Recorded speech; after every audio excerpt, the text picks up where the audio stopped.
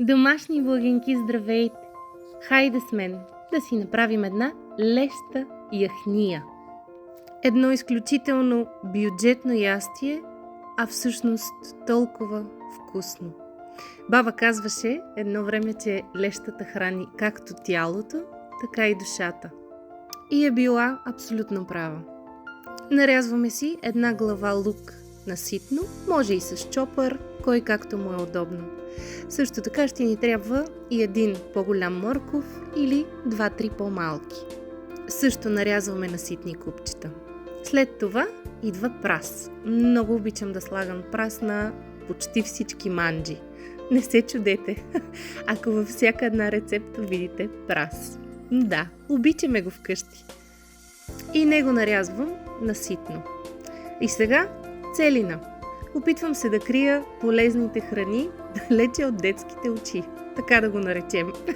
Може да се използва главата на целината, както и самите стъбла, кой както предпочита.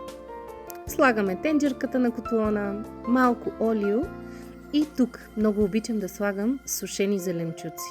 Чисти сушени зеленчуци, без други примеси.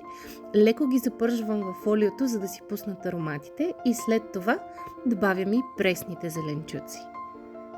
Разбърквам хубаво и оставям в тенджерката за 2-3-4 минути да се запържат зеленчуците.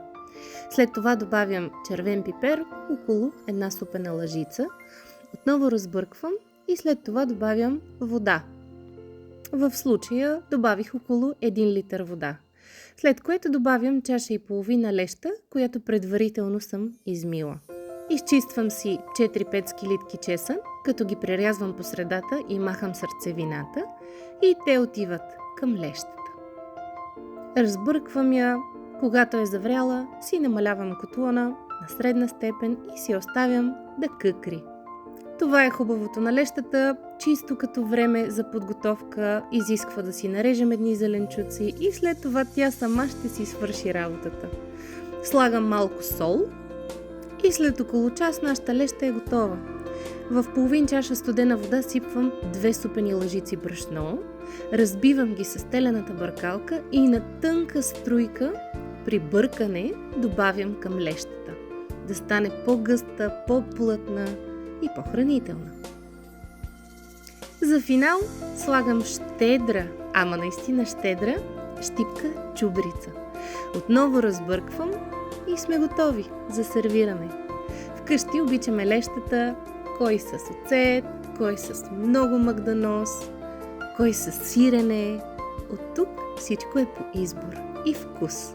В коментари можете да напишете вие как обичате леща. И ядем!